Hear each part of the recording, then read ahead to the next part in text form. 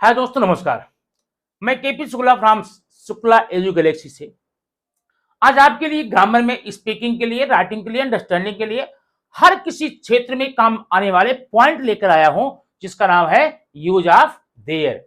Use of their. वैसे use of their बच्चों के लिए बड़ा कंफ्यूजन होता है, क्योंकि कभी कभी इसका मीनिंग होती है वहां। क्या होती है? वहां। और कभी कभी इसकी मीनिंग इस प्रकार से सेंटेंस में आती है कि देयर की कोई स्पेशल मीनिंग होती नहीं। एक बिल्कुल नॉनसेंस लगता है, लेकिन फिर भी अगर उस देयर का यूज हम नहीं करेंगे तो सेंटेंस रॉन्ग हो जाएगा, ग्रामेटिकली रॉन्ग हो जाएगा, उसकी कोई मीनिंग निकलेगी नहीं।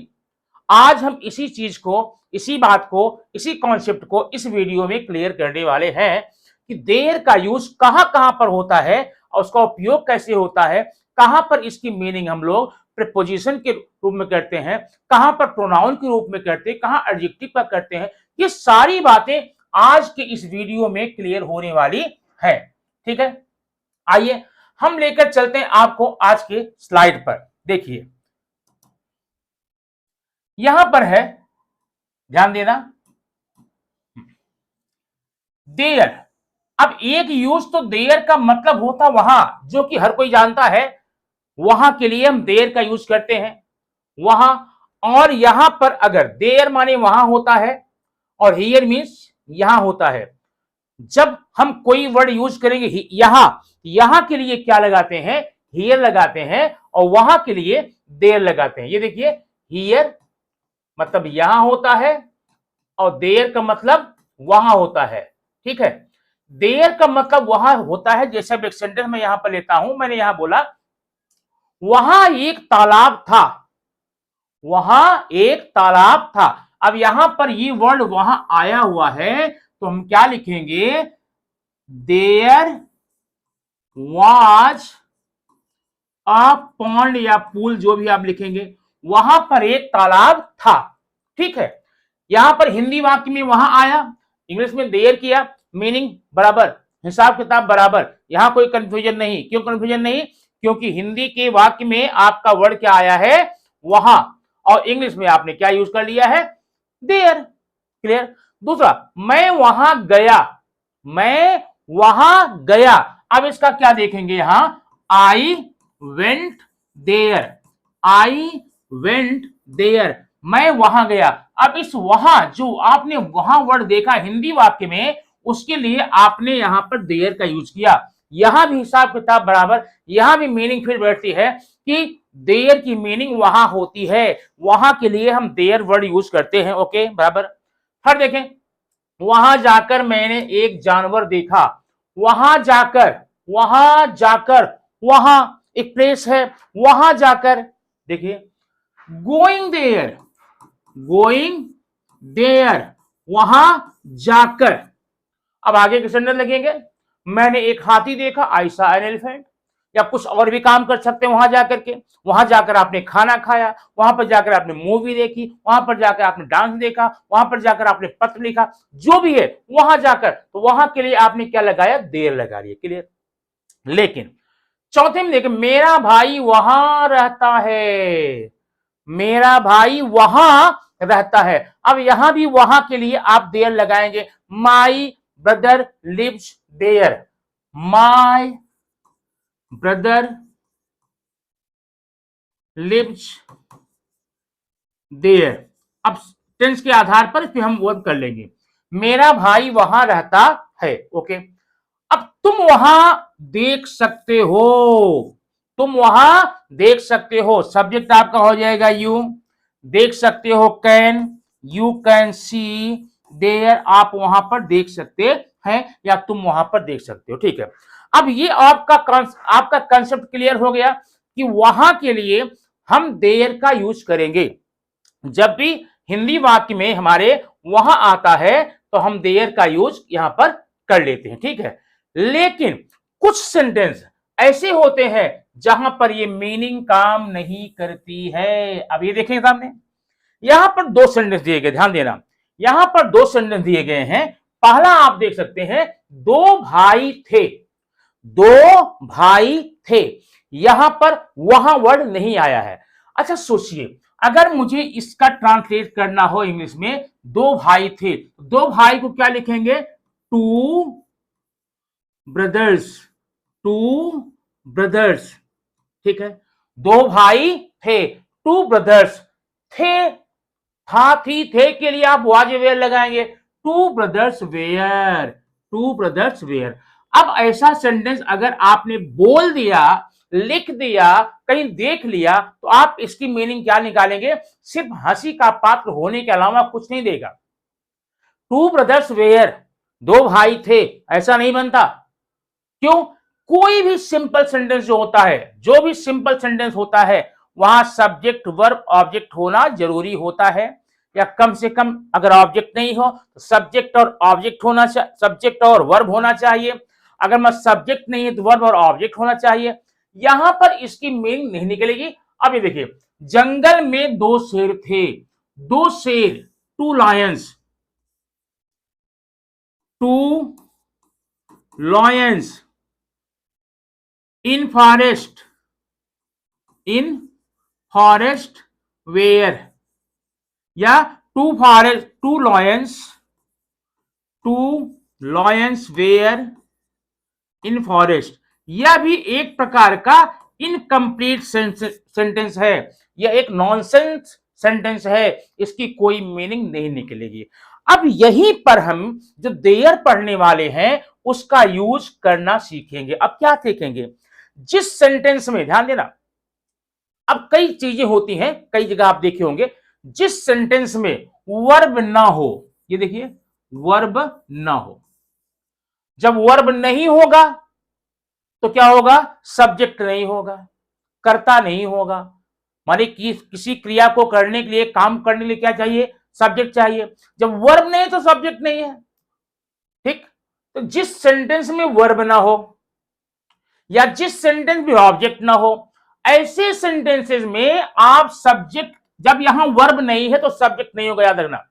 जिस सेंटेंस में वर्ब नहीं है वहां पर सब्जेक्ट नहीं हो सकता है। सब्जेक्ट मतलब क्या होता है? Doer, actor. जब वो कुछ करने को ही नहीं है तो डूअर क्यों होगा? नहीं होगा ना। तो ऐसे सेंटेंस में जहां पर वर्ब ना हो, जहां पर क्रिया ना हो, वहां पर डूअर नहीं होगा, एक्टर नहीं होगा, सब्जेक्ट नहीं होगा, ऐसी ही जगह पर आप देयर का यूज करेंगे। अब इसे देखिए, दो भाई थे, दो भाई थे, इसमें सब्जेक्ट नहीं है। ठीक है, तो सब्जेक्ट के लिए आप क्या लगाएंगे? सबसे पहले देखिए, यहां लगा देयर। क्लियर? अब हेल्पिंग वर्ब चाहिए, इसके आधार पर ये देखिए, था थी थे है हो हूं, क्या होगा? Were, there were. बस, अब क्या बचा? Subject, two brothers, there were two brothers. ठीक है, अब इस सेंटेंस में जो देयर आप देख रहे हैं ना, इसकी मीनिंग आप निकालने जाएंगे या बोलना चाहेंगे तो सेंटेंस पूरी तरह से मीनिंगलेस हो जाएगा। यहां पर देयर का मतलब होता वहां, देयर का मतलब वहां होता है, लेकिन इस सेंटेंस में वहां आप बोलकर नहीं दिखा सकते, क्योंकि हमारे हिंदी वाक्य में वहां पर वहां नहीं है। तो जिस सेंटेंस में सब्जेक्ट नहीं है, वर्ब नहीं है, वहां पर सब्जेक्ट के रूप में हम देयर का यूज करेंगे। अब क्या होगा? There were two brothers. अब ऐसा कोई सेंटेंस लो, मेरे घर में 5 सदस्य हैं, मेरे घर में 5 सदस्य हैं, मेरे परिवार में 5 सदस्य हैं। तब यहां पर क्या करेंगे? There, there are, there are क्या? 5 members, 5 members in my family, in my family.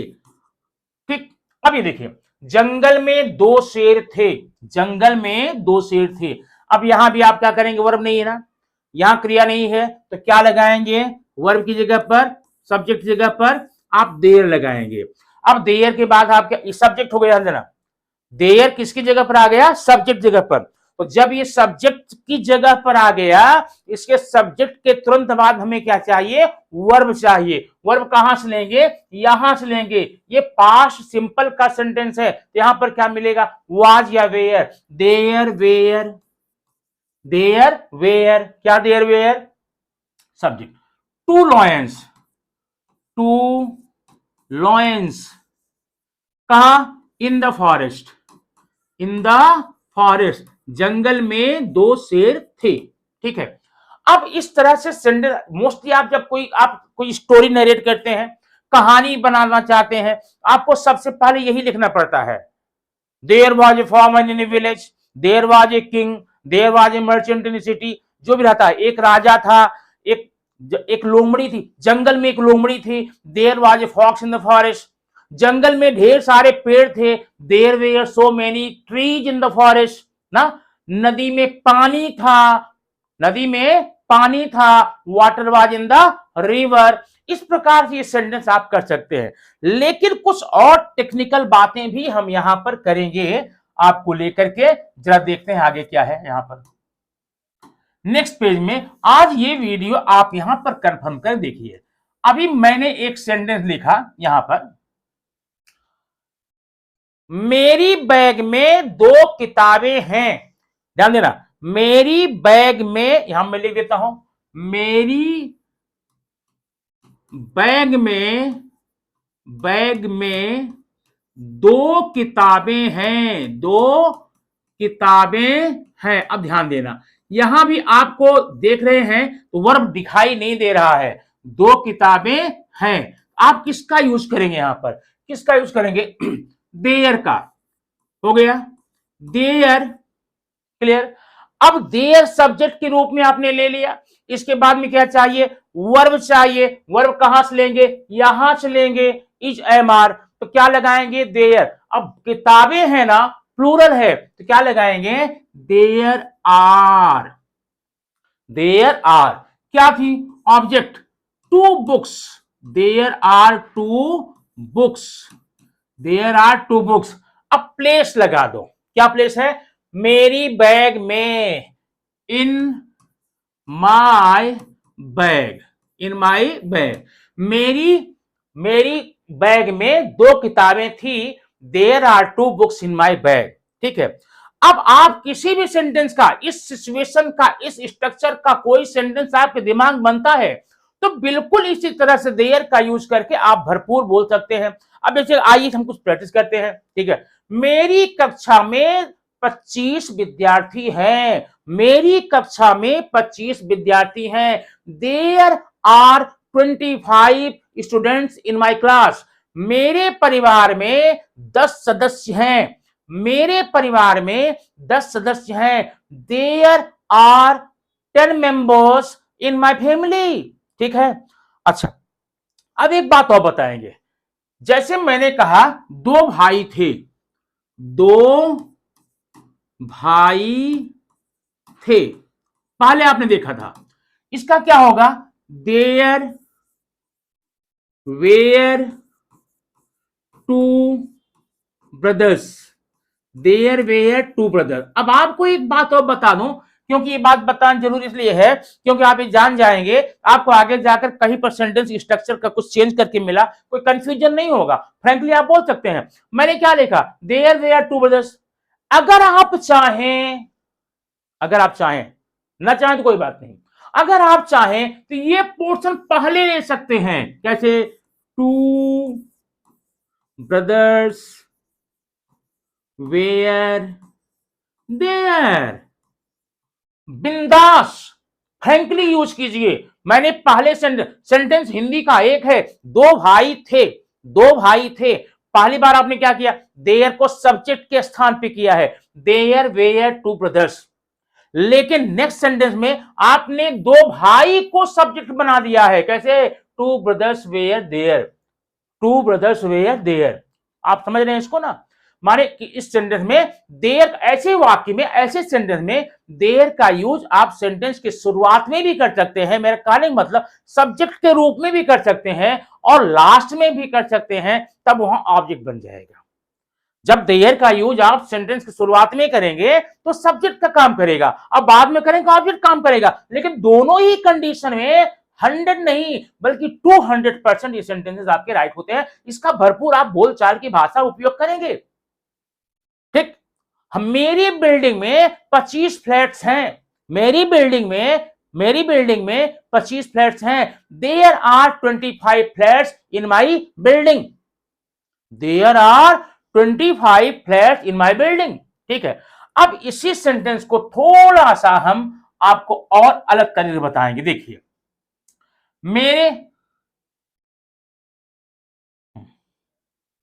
मेरे बैग में 2 किताबें हैं। जरा इसको मैं लेता हूं फिर से।